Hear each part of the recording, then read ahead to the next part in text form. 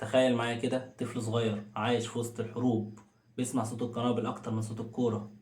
طفل اتشرد من بيته وقال عليه إنه جسمه ضعيف ومش هينفع يلعب كورة خصوصا على مستوى الاحتراف. الطفل ده كبر وكسر هيمنة ميسي ورونالدو على الكرة الذهبية، من لاجئ لفندق صغير لملك نص الملعب لريال مدريد وأحسن خط نص على مستوى العالم. النهارده هحكي القصة كاملة لوكا مودريتش، القصة اللي فعلا تثبت لك إن المستحيل ملوش مكان في قاموس كرة القدم.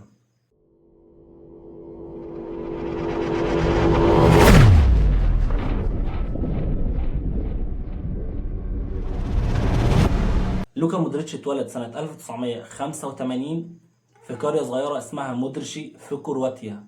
بس للأسف طفولته ما كانتش عادية. ليه؟ لأن كان في الوقت اللي هو اتولد فيه كان في حرب أهلية، القنابل كانت في كل حتة والرصاص هو اللي كان بيصحيه وبينيمه.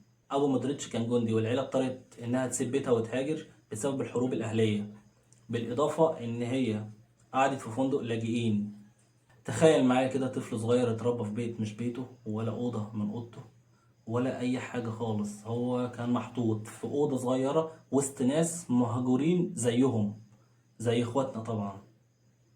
واللي كان غريب في كده إن لوكا مودريتش لا كان طويل ولا كان قوي، بل بالعكس كان جسمه ضعيف وكان صغير جدا جدا، بس الكورة كانت هي الملجأه الوحيد. كان بيقعد يلعب بالساعات قدام الفندق اللي اتربى فيه، وكان بيرسم أحلامه برجليه في الشارع، وأي حد كان بيشوفه كان بيقول عليه الصغير ده كان فيه حاجة مختلفة. المهم بدأ مسيرته في نادي صغير في كرواتيا، بس طبعا الكل كان شايف ان جسمه ضعيف وجسمه مش هيساعده، علشان كده أندية كتير جدا رفضته وقالوا عليه ان هو مش هينفع يلعب خصوصا على مستوى الاحتراف. لكن ارادته كانت قوية جدا وقعد يطور من نفسه سنة ورا سنة لحد ما اكتشف موهبته الحقيقية. وهنا بقى بدأ يبان ان هو مش لاعب خط نص عادي، لا ده كان عنده رؤية مختلفة جدا للملعب، بالاضافة ان تمريراته الثابتة وكان فيها ذكاء غير طبيعي. ومن هنا بقى عينه بدأت تفتح على اوروبا. لوكا مودريتش سافر طبعا للندن علشان ينضم لفريق توتنهام بقيمة تسويقية ب 16.5 مليون يورو. اعتقد انها كانت صفقة قوية جدا في الوقت ده. المهم في البداية كان صعب جدا يتأقلم في الدوري الإنجليزي، لأن الدوري الإنجليزي كان الريتم بتاع المباريات عالي جدا، بالإضافة إن هو كان عنيف وسريع، وكان هو جسمه صغير وكان بيتبهدل وسط المدافعين. لكن طبعا بعد وقت قصير قدر إن هو يبقى قوي في الالتحامات ويبقى هو قلب خط النص للفريق. وطبعا الجماهير بدأت تحبه. أي ماتش لتوتنهام كان الفريق كان هو دايما بيعتمد على لوكا مودريتش إن هو قلب خط النص ومفتاح اللعب للفريق. بالإضافة إن هو وصل توتنهام لأول مشاركة ليه في دوري أبطال أوروبا لربع النهائي في موسم 2010-2011. وبعد دوري أبطال أوروبا كان مطلوب جدا من أندية كتير في الدوري الإنجليزي والدوري الأسباني زي تشيلسي، مانشستر يونايتد، وطبعا ريال مدريد. بس ريال مدريد قدم عرض في 2012 ب 30 مليون يورو، وطبعا صحيفة ماركا الأسبانية قالت إن ديت صفقة فاشلة، وإن هو تم اختياره إن هو أسوأ صفقة في أول موسم ليه في الليجا.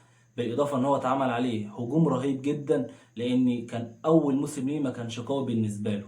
وفي موسم 2013 2014 كارلو أنشيلوتي مسك ريال مدريد، وأنشيلوتي عطاله الفرصة الأكبر للمشاركة مع ريال مدريد، بالإضافة إن هو لعبه أساسي جنب تشابي ألونسو. وفي الموسم ده بدأ يبان بشكل كبير جدا، بالإضافة إن هو بدأ إن هو يظهر في دوري أبطال أوروبا، خصوصا في ماتش نص النهائي قدام بايرن ميونخ.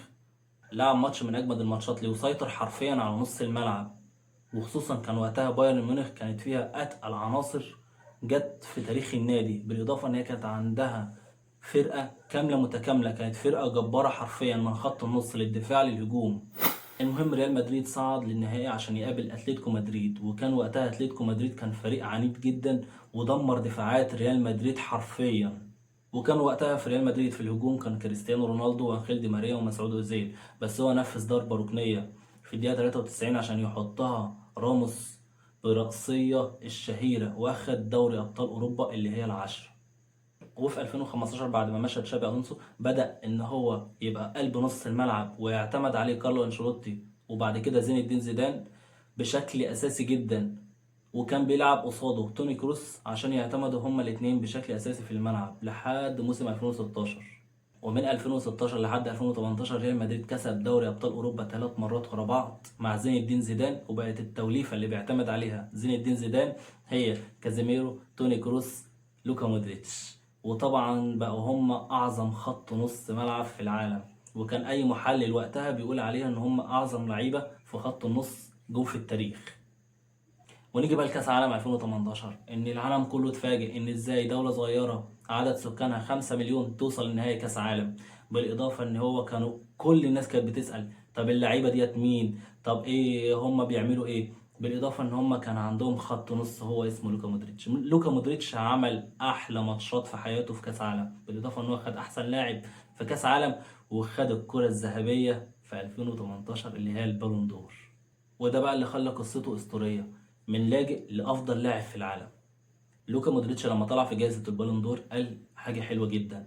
قال أنا عمري لا نسيت أنا مين ولا منين، ولا عمري هنسى الناس اللي وقفوا جنبي في عز المحنة. ومن بعدها طبعا قدم مع ريال مدريد مستوى ثابت جدا من موسم 2019 لحد 2022، رغم ان هو بدأ يكبر في السن، ولكن هو مودريتش فضل يقدم أداء ثابت.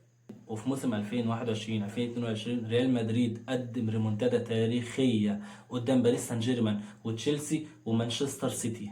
مودريتش وقتها عمل اسيست خيالي بكعب رجليه لرودريجو ضد تشيلسي، والكرة ديت حرفيا دخلت التاريخ. وفي النهائي ضد ليفربول كان هو اللي حافظ على توازن الفريق، بالاضافه ان ريال مدريد فازت بدوري ابطال اوروبا رقم 14، وكان وقتها لوكا مودريتش عنده 36 سنه. ومن موسم 2023 لحد 2025 بدأ مشاركته تقل في المباريات، بالاضافه ان ريال مدريد كان وقتها كان عندها جود بلينجهام وتشاوميني وكامافينجا، وطبعا دول كان ليهم دور كبير جدا في التشكيله الاساسيه وفي الملعب، خصوصا ان هم لعيبه شباب. بس طبعا فضل ان هو يقعد دكه، ولما بينزل كان بيغير حرفيا شكل الفريق. لوكا مودريتش أخد 5 دوري أبطال أوروبا و4 كأس عالم و3 الدوري الأسباني و3 السوبر الأوروبي و2 كأس ملك أسبانيا. مودريتش لسه ما اعتزلش، بس هو أنهى رحلته مع ريال مدريد في صيف 2025 بعد 13 سنة، وراح لفريق اس ميلان الإيطالي بعد سنة مع إمكانية التجديد. النهارده لما تيجي تبص على لوكا مودريتش وتشوف فيه رمز للأمل، رمز إن كانت بدايته صعبة بس النهاية كانت عظيمة. مستني رأيكم في الكومنتات وقولوا لي اتكلم عن مين المرة الجاية، عن توني كروس ولا أسطورة تانية في عالم كرة القدم. ما تنسوش تعملوا لايك وفولو وسبسكرايب.